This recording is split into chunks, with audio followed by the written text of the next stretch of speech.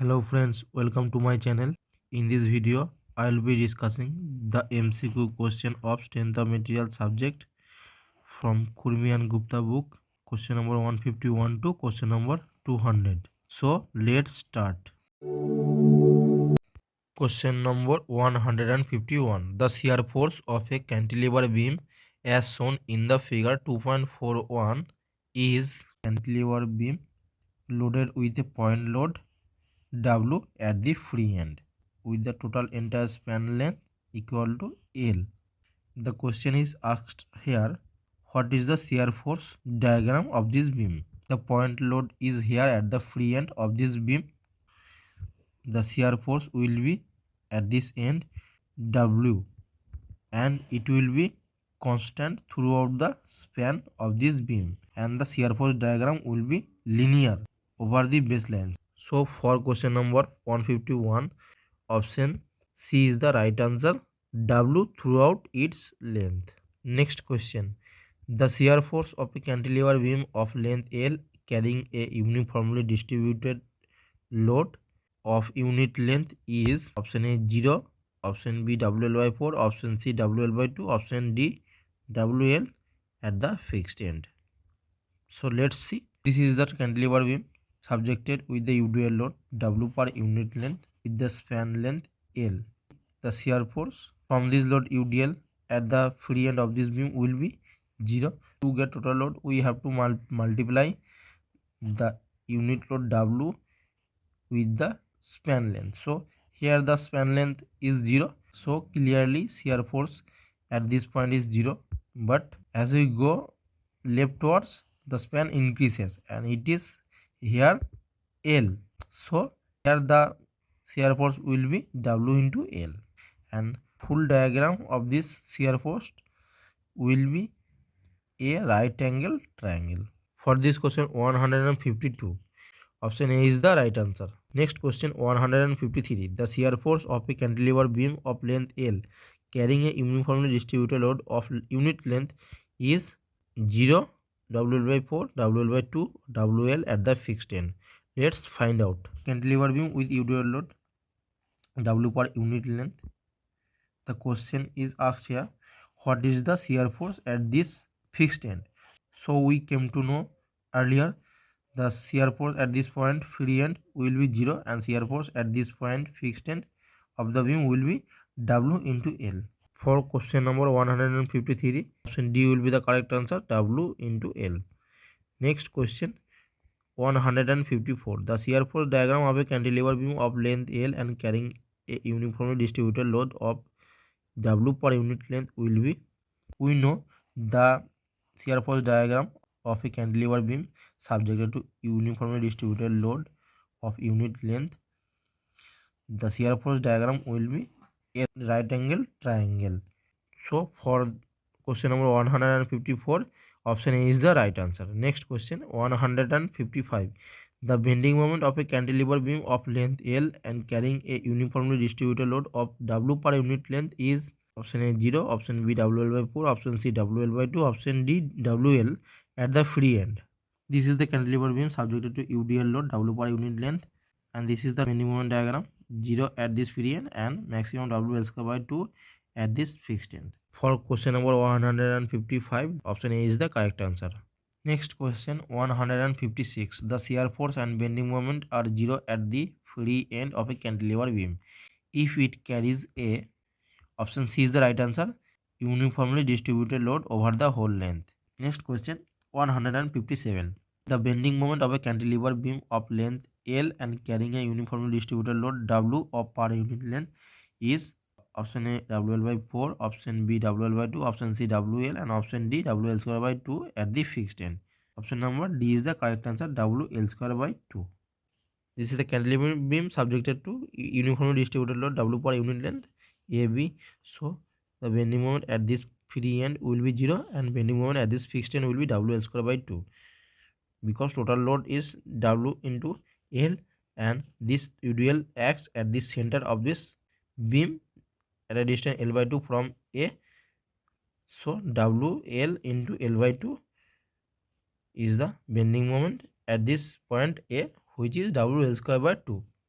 Next question 158. The maximum bending moment of a cantilever beam of length L and carrying a uniformly distributed load W per unit length lies at the middle of its length.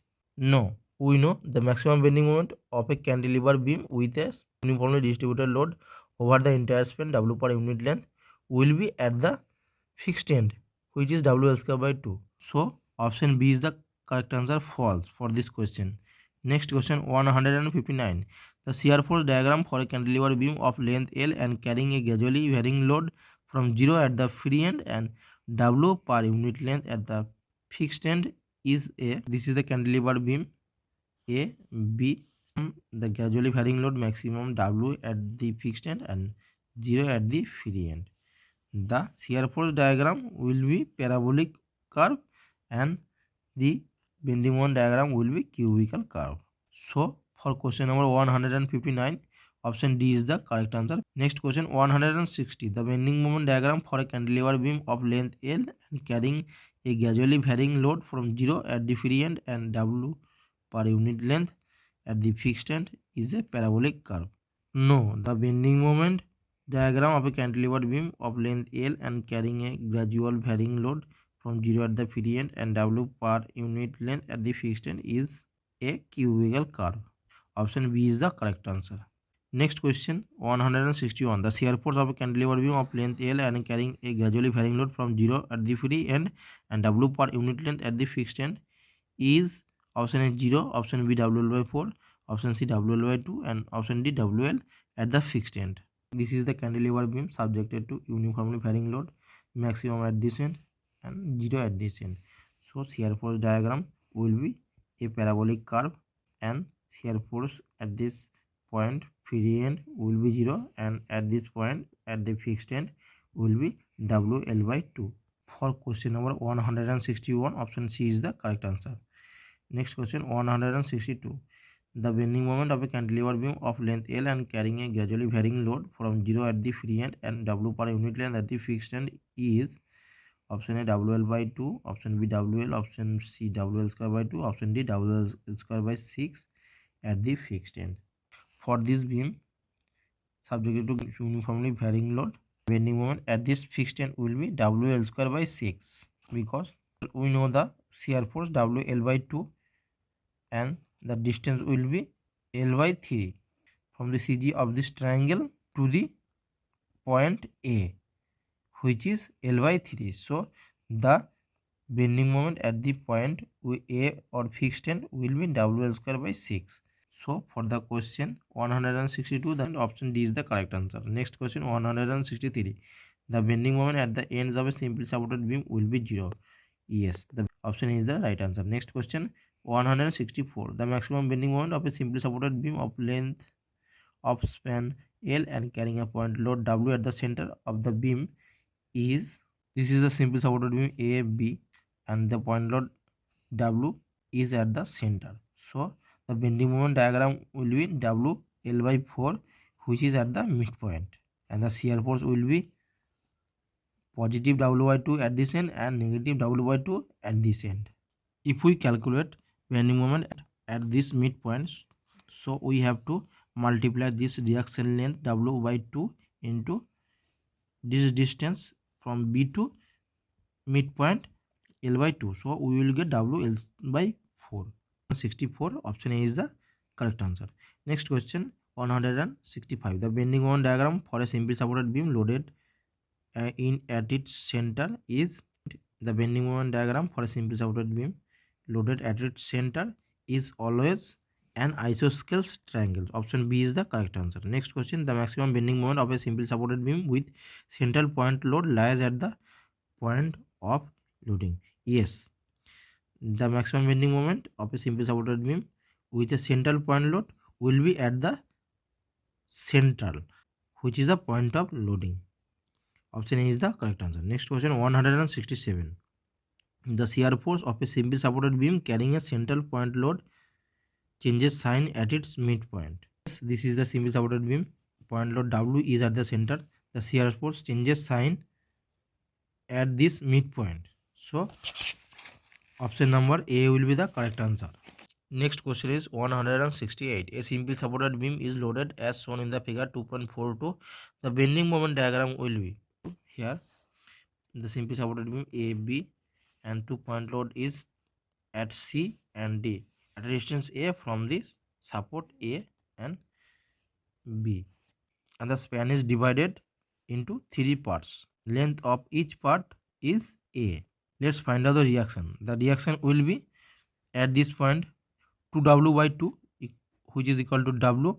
The beam is symmetrical, so the reaction will be at this point B, W at this end. So the bending moment at this point C will be W into this distance A, WA, and bending moment this at this point will be W reaction into this length A, WA. It will be a trapezoidal bending moment diagram. Next question 169.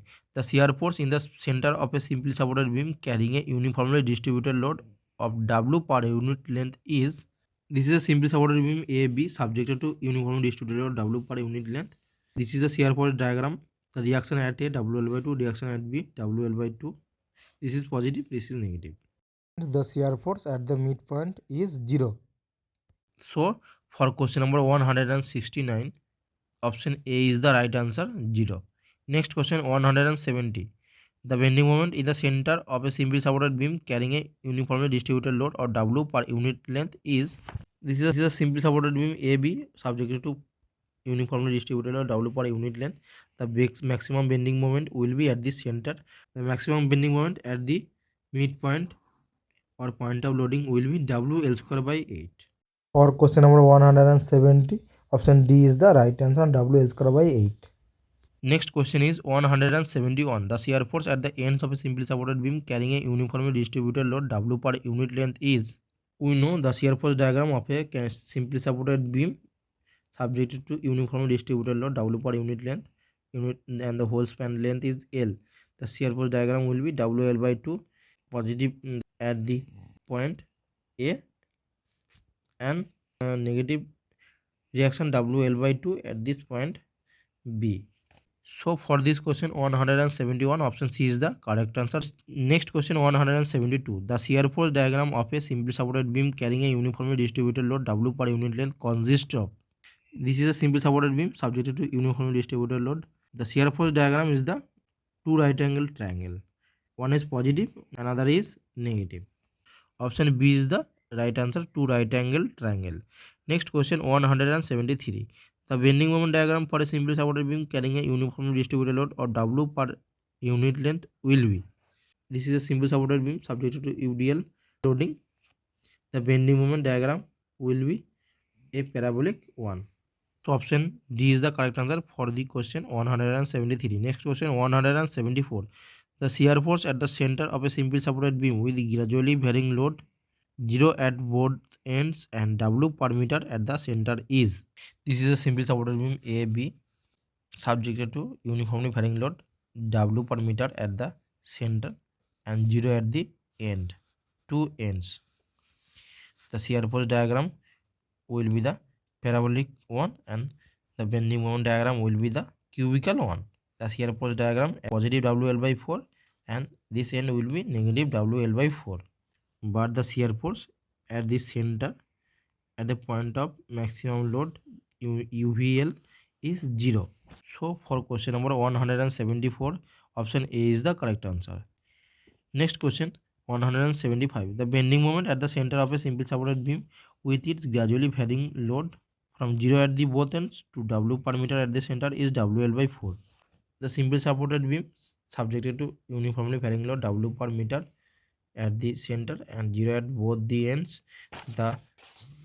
The maximum bending moment will be at the center WL square by 12. You have to memorize this diagram and the reaction and the value like maximum bending moment and maximum shear force. This is the calculation for question number 175. Option number B is the correct answer. Next question 176. The maximum bending moment for a simple supported beam with a gradually varying load from 0 at both ends and W per meter at the center lies at the center of a beam. Yes, the maximum bending moment for a simple supported beam always lies at the center of point of loading or center of the beam. Option A is the correct answer. Next question 177. A simply supported beam with gradually varying load from 0 at B and W per unit length at A is shown in the figure 2.43. The shear force at B is equal to. Look at this simply supported beam A and B loaded with a uniformly varying load, maximum W per unit length at A and 0 at this end B, and whole span length is L. Consider a section XX, the distance x from the point B. The reaction RB RA will be, if we take moment about this point A, so summation of moment A equal to 0. The moment will be from this point A, so RB, reaction RB into L, RB into total span length L, which will be equal to the load which is in opposite direction, which will be equal to 1/3 L into W L by 2.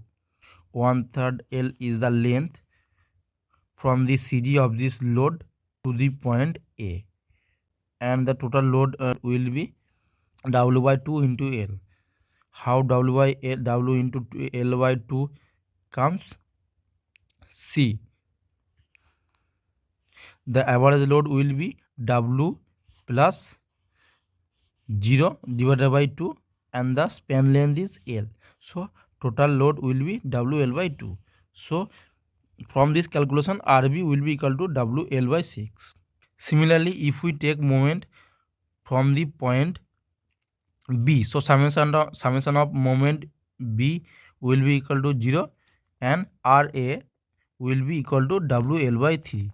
So shear force at B will be equal to the upward reaction force RB, which is equal to WL by 6 minus WL by 6, and load in this point is 0. So shear force at this point B will be minus WL by 6. So for this question 177, option number A is the right answer. Next question 178. For the beam shown in the figure 2.43, the shear force at A is equal to. So for this simple supported beam AB, question is asked here, the what will be the shear force at the point A. So we calculated earlier, the reaction RB will be equal to WL by 6 and RA will be equal to WL by 3.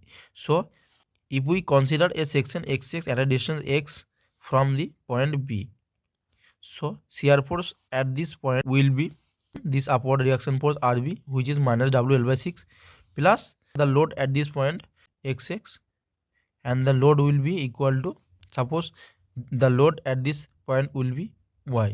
So from similar triangle we can write Y by X, this vertical length, by X, and W, this vertical length, divided by this whole span length. Y will be equal to WX by L. Load at this point will be Y plus 0 by 2, Y by 2 into this span X. So load will be half into XY, and Y is equal to WX by L. So load at this point X will be WX square by 2L. So shear force at a point XX, shear force at a section XX from distance X from B will be minus WL by 6 plus WX square by 2L. So at point A, the X will be equal to L. So if we put the value X equal to L, then we will get the shear force at A equal to WL by 3. For question number 178, option number B is the correct answer. Next question 179. For the beam shown in the figure 2.40, the shear force diagram between A and B is. This is the simple supported beam AB loaded with UVL load. Question is asked here, the shear force diagram is. The shear force diagram will be parabolic curve. Option number D is the correct answer for this question, parabolic curve. Next question 180. The maximum bending moment for the beam shown in the figure 2.43 is. For this beam, simply supported beam loaded with UVL load, the question is asked maximum bending moment. The maximum bending moment we calculated earlier. The load at a section XX, distance x from B, will be RB, reaction RB minus load on BX, which will also be equal to minus WL by 6 plus WX square by 12. The question is asked here, what is the maximum bending moment for this beam? So, to calculate the maximum bending moment, we have to equate this equation minus WL by 6 plus WX square by 12 equal to 0. So, if we equate this equation equal to 0, we will get x equal to L by root 3. And at this distance, L by root 3 from B, moment will be maximum. So, at this point, bending moment will be maximum. So, we have to calculate the maximum bending moment at this point. M max will be equal to RB, this reaction RB into this length. Suppose this length is x. So, RB into x minus the load. Minus the load will be WX square by 12. WX square by 12 into the distance will be the distance between CG of this load and this point where the maximum bending moment occurs. And if we calculate the value, we will get WL square by 9 root 3 is. So, for the question number 180, option number C is the correct answer. Next question 181.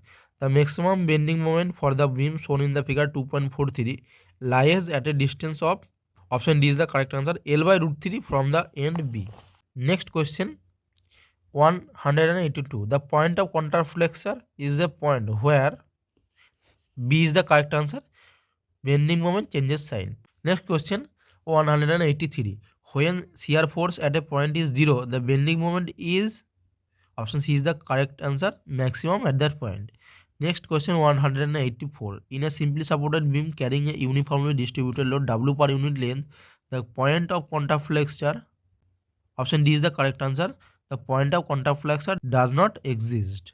The point of counterflexure is the point where bending moment changes sign we know, and that is available in case of overhanging beam. Next question 185. When there is a sudden increase or decrease in shear force diagram between any 2 points, it indicates that there is a, option A is the correct answer, point load at the 2 points. Next question 186. When the shear force diagram between any 2 points is an inclined straight line, it indicates that there is uniformly varying load between 2 points. No, disagree, because when there will be a uniformly varying load, the shear force diagram will never be with inclined straight line. The shear force diagram will be always parabolic curve. So, option number B is the correct answer. Next question 187. When the shear force diagram is a parabolic curve between 2 points, it indicates that there is a, option D is the correct answer. As I said, uniformly varying load between 2 points. Next question is 188. When there is no increase or decrease in shear force between 2 points, it indicates that there is no change in the bending moment between these points. Option number B is the correct answer, because if there is no increase or decrease in the shear force between 2 points, the bending moment will not be constant, because there will be variation in the bending moment as the distance varies. Next question 189. Which of the following statement is correct? Option A continuous beam has only 2 supports at the ends. No. Option B, a uniformly distributed load spreads uniformly over the whole length of a beam. Option B is the correct. Next question, the bending moment is maximum where shear force is maximum. No. Option D, the maximum bending moment of a simple supported beam of length L with central point load W is WL by 8. No. So option B is the correct answer for this question. Next question 190. Match the correct answer from group B for the given statements in group A. Option small a, the shear force at the free end of a cantilever beam carrying uniformly distributed load. The shear force at the end will be 0. So option small a equal to capital D. Next option small b, the bending moment at the fixed end of a beam is, we know the bending moment at the fixed end of a beam will be maximum. So small b equal to capital A. Next question, next small c, the maximum bending moment of a simple supported beam carrying a uniformly distributed load W per unit length will be, we know maximum bending moment for a simple supported beam carrying uniformly distributed load W will be WL square by 8. So option small c equal to capital B, WL square by 8. Next small d, the bending moment at the center of a simple supported beam with a gradually varying load from 0 at both ends to W per meter at the center is, capital C is the correct answer, WL square by 12. Next question 191. In a beam where shear force changes sign, the bending moment will be, option C is the correct answer, maximum. Next question 192. The point of control flexure occurs in, option C is the correct answer, overhanging beam.